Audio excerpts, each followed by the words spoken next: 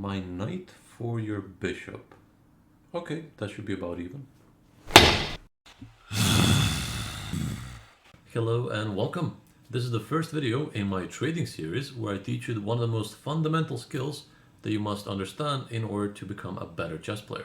So throughout this series, we're going to learn many valuable lessons. The first one is going to be that there's no such thing as an equal trade. Every trade is going to be more beneficial for a certain player. Here's a quick example of this. In this position, the previous move was bishop g4. And if our opponent doesn't respond to this, we can make a very beneficial trade by going bishop takes f3. Because you might say, oh, both of these are worth 3 points, so that's an even trade. But again, you have to look at other factors as well. So for example, after takes and takes, notice that we also got the pawn structure. So we ruined their king safety and we ruined the pawn structure on the king side for white. That would make this a very beneficial trade for black. So here's a second example, and I see players at lower levels make this mistake all the time. They just say, oh, after knight takes f7, rook takes f7, bishop takes, king takes. As white, they're basically saying, hey, that's 6 points. This is also 6 points according to the point system, so that must be an even trade. But as a matter of fact, let's take a look at that. After all those captures, what's going to happen is, according to the point system, we're even. However, you have to look at all the factors. And one other factor that happened here was that the trade, they traded 2 active pieces, 2 developed pieces, for 2 passive pieces. So from that factor as well, from that point of view, this is a good trade for black. And you can see that black has a huge development advantage after this. And another factor into this trade is the fact that minor pieces are good at every stage of the game. They're good in the opening, they're good in the middle game, they're good in the end game, but rooks and pawns only tend to shine in the end game. So as a matter of fact, you basically gave up an advantage in the opening and middle game as white. So that's another factor why this is very bad. Also, just from the standpoint of playability, 2 pieces are much easier to play with than a rook and a pawn. So you can see that there's like 3 or 4 factors to this trade, which have gone completely unnoticed because white was just looking at the point system.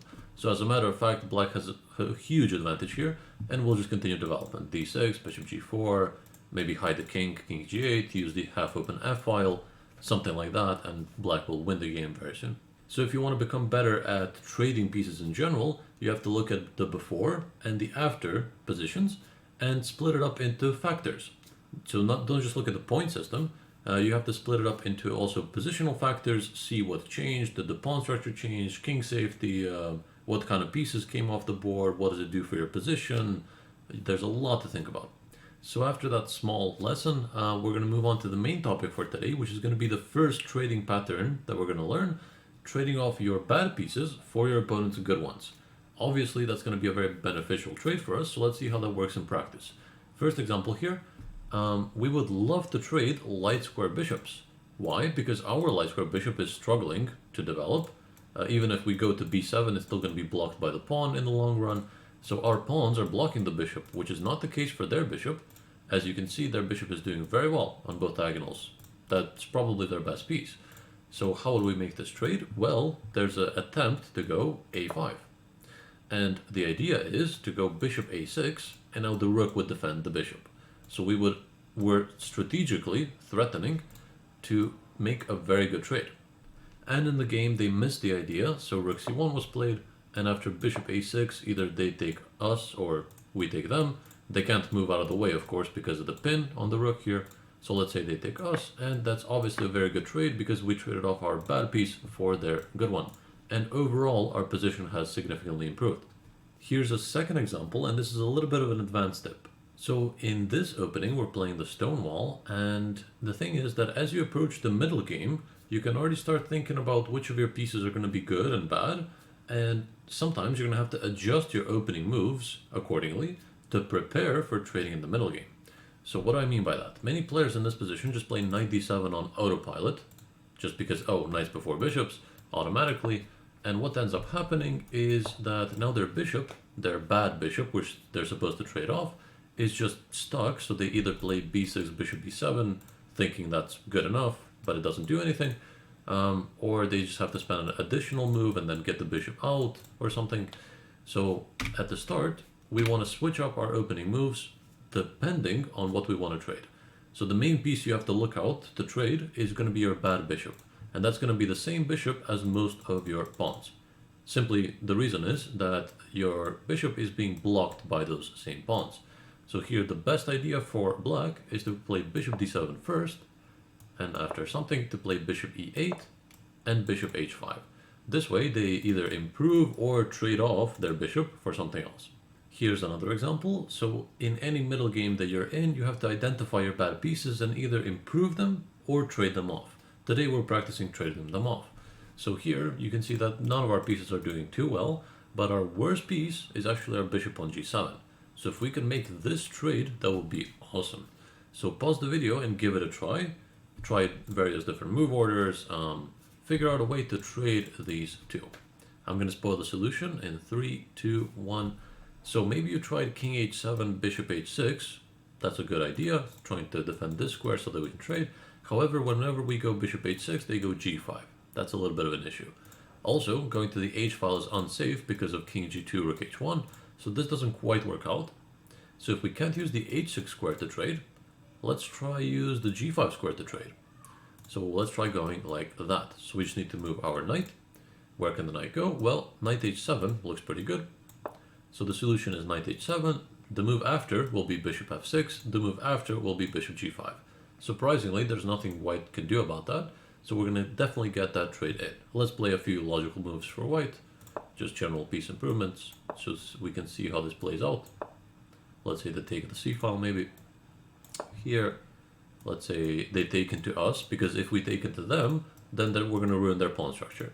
So probably better for white to take us, and we can improve our knight as well.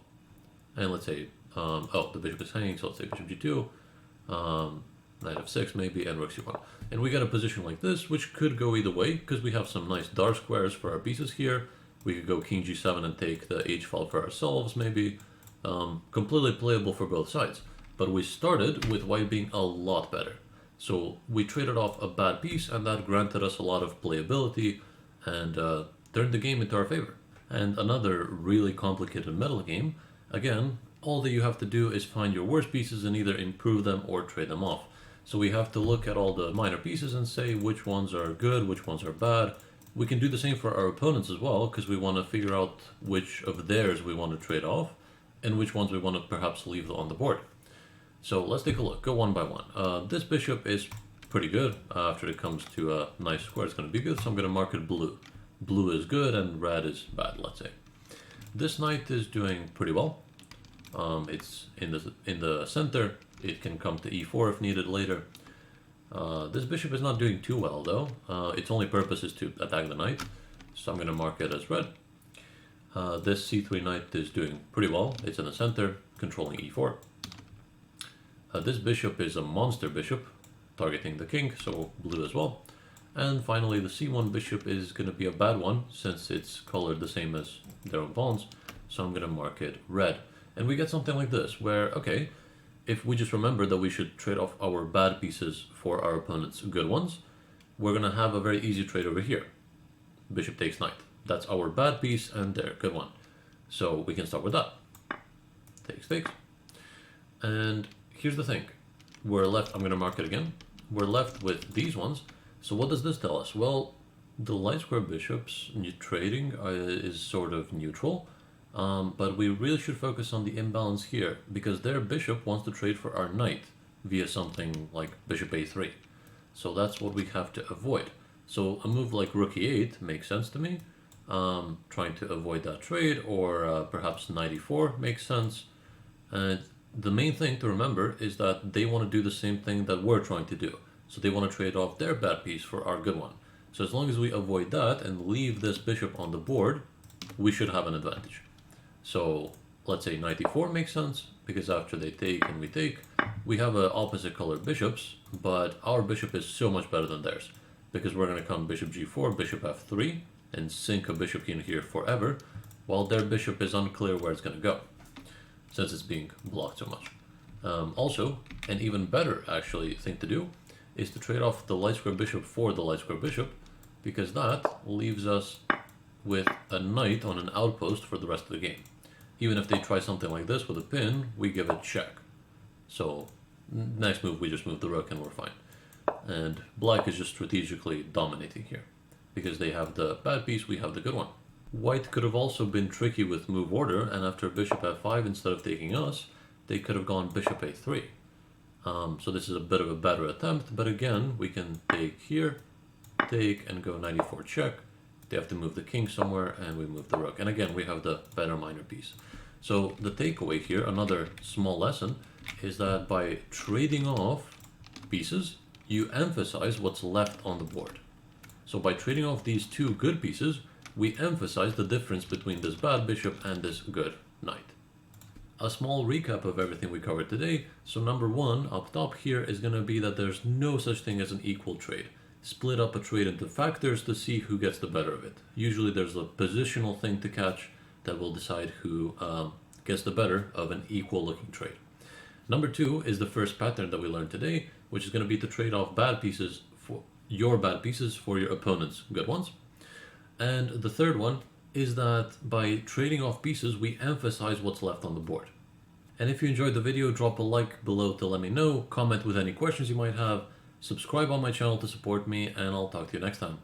Take it easy and enjoy.